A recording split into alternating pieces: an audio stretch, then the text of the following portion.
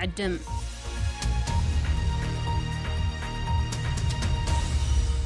كون سجنتا BBC أفان أوروموتي نولين ترا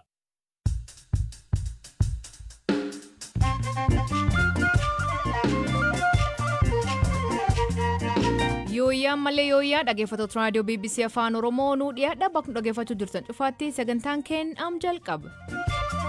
Kaayoon magaalaa haaraan Shaggar hundeeffameef maali? Fedhii gamtaa Finfinnee Oromiyaa irraa qabdu galmaan gahuu fi magaalaa Shaggar kana hundeessanii. Marsabeetitti barataan waggaa 6 dhukkubsumbaaf hospitaal ture kapaasitii oksijiinii argate. TB fuudhee TB taan son bobbaaftee qilleensum gubbaa kaane qilleensuun durii hojja daqiiqa tokkoyyuu qilleensi irra ejjatu akka lubbuuta. Gaazexeessota Mirat Nagaraa si'a lammaffaaf baqaaf dirqamuu dubbata. Kanaaf oduu dabalatan waliin tura aan Asli Galgaloo.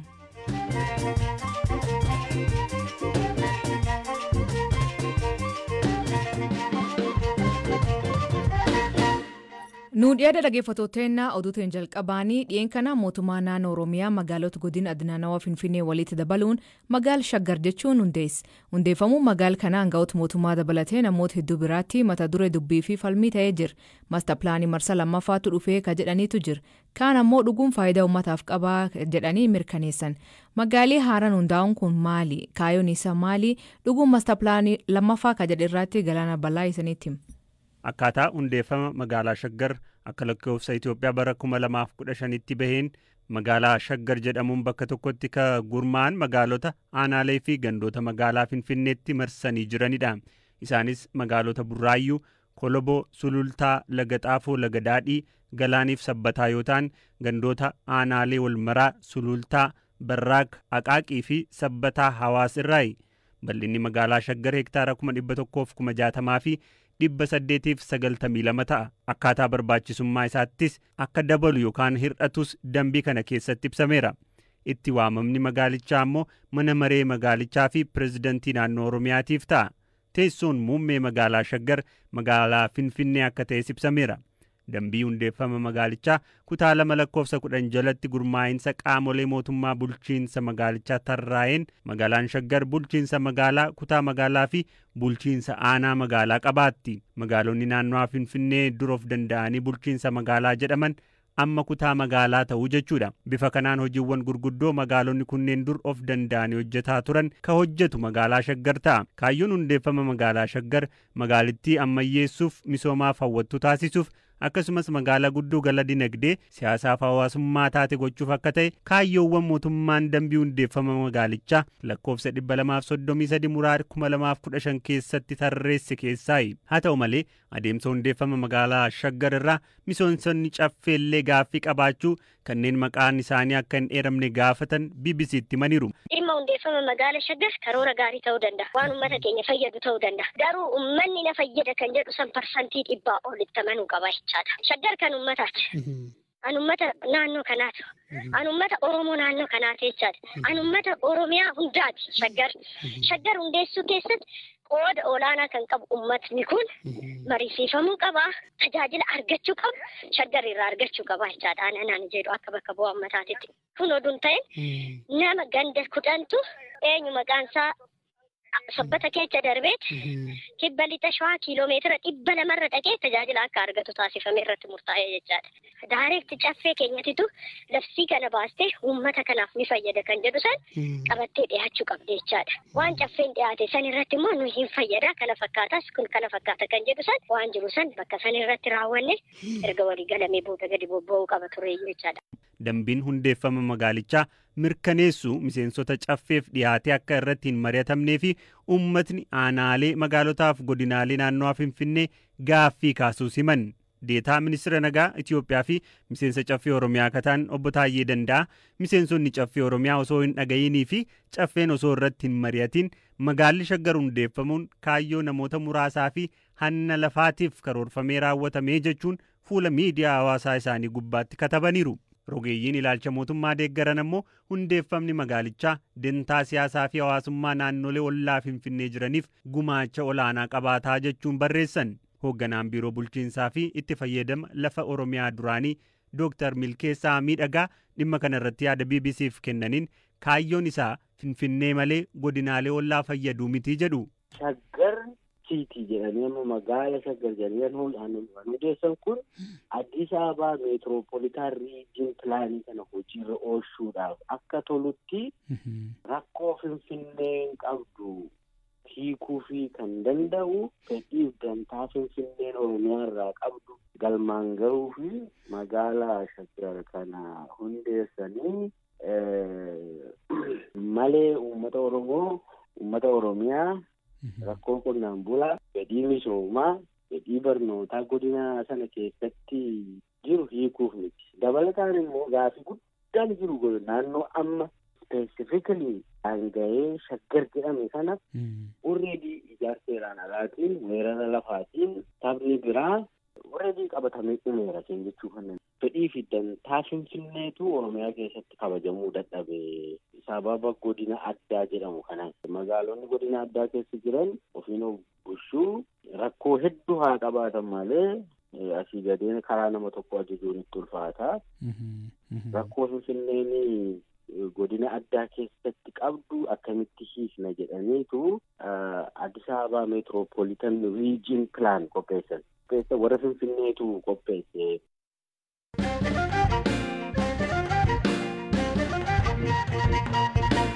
Bara Meles Zeenaawii ministeer muummee ture dhibba ergahaa tureeni biyya baqatee jiraachaa akka ture gaazexeessa Tamrat Nagaraa ammallee baqaaf dirqamee jedha. Namoota eegee Abiy Ahmad aangooti dhufe abdii horachuun gara biyyaatti deebi'an keessaa Tamrat tokko. Garuu bardabree humnoota nageenyaatiin mana isaaniitii fuudhamee ji'a 4 erga hidhameen booda waabiin ba'e. Amma si'a lammaffaa fi haadha isaa waliin biyya ba'ee baqir jiraachuu hima.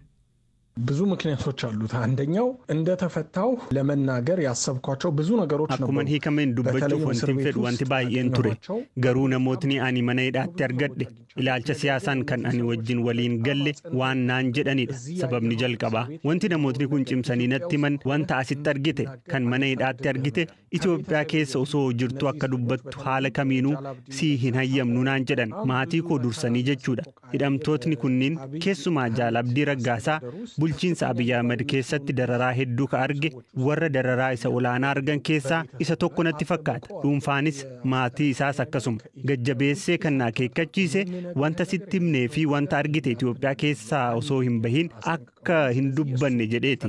Sababni inni tokko aan hin dubbanneef kanadha. Kalammataa ragaalee hedduun walitti qabe kan ammaa booda dubbadhu.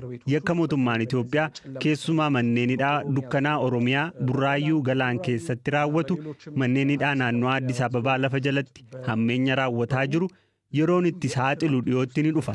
Isa soon saaxiliin hojii miidiyaan eegalu. Kanammoo akkan goone akeekkachiisni jaalabdiifaa jira.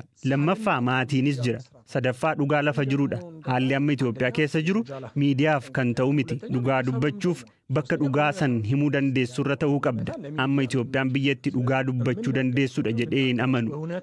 ኢትዮጵያ በአሁን ሰዓት እውነትን ለመናገር የሚቻልበት ስፍራ ነው ብዬ አላምንም ቢያንስ ለኔ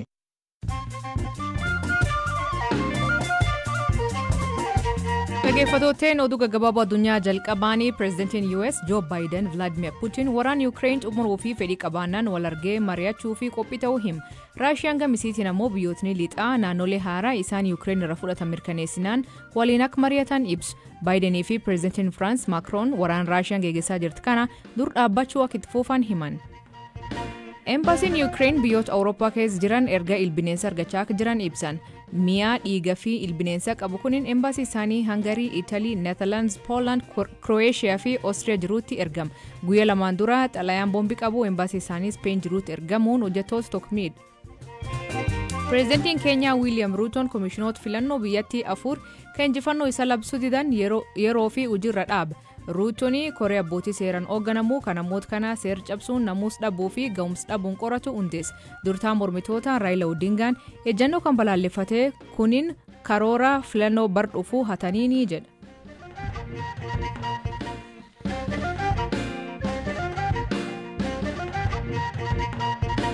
Qormaata biyyaalessaa Keenyaa arjal qabeenii barataan sabab dhukkubsumbaatii fi waggaa 6 hospitaal ture gargaarsa argachuun qorumsa fudhachuu danda'e.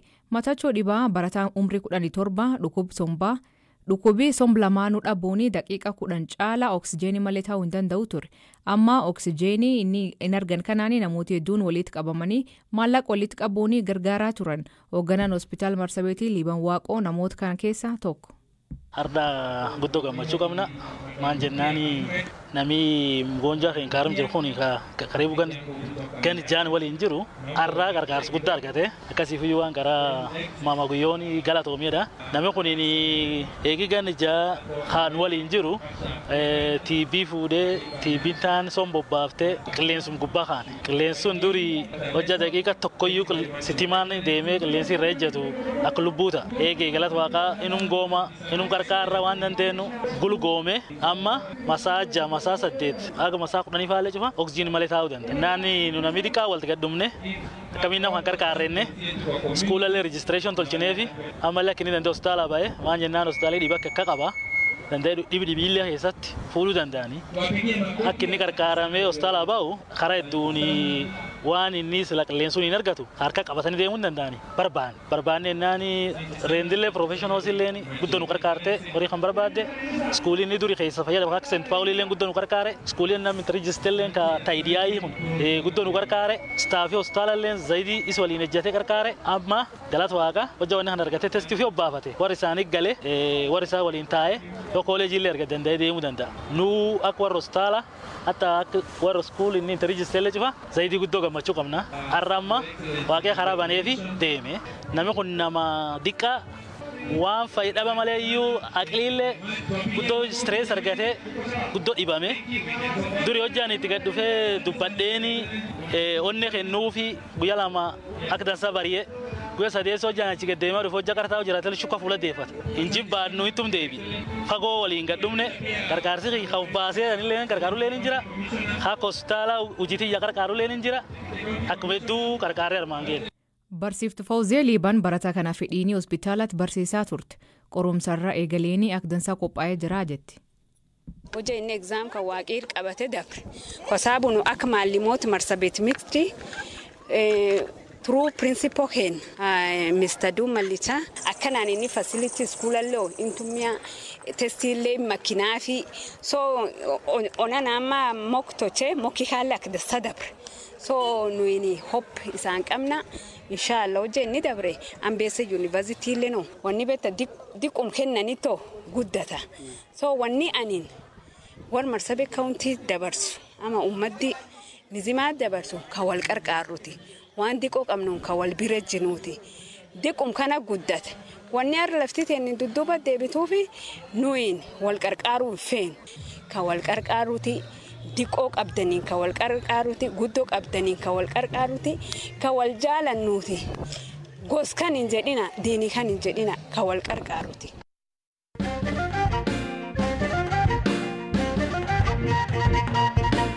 Dhumirratti oolmaa waancaa addunyaa ardhaa galaanatti isinitti.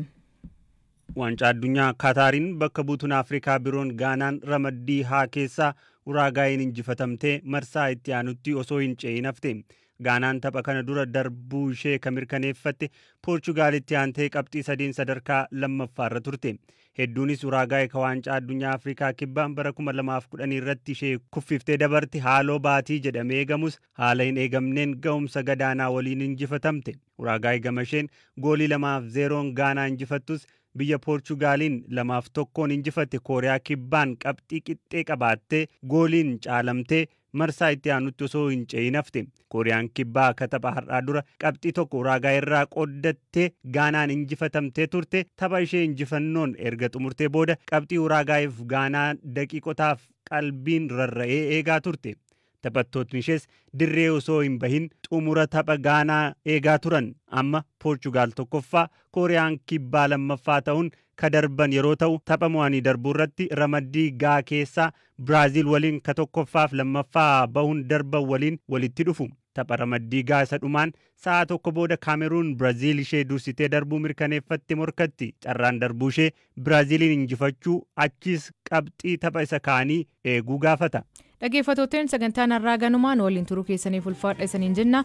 An Asli Galgalooti aktorbee dhufuu isaatti akkana nagaa waaqa kee bulaa oraa bulaa deeban hangafamaan dhan bulaa.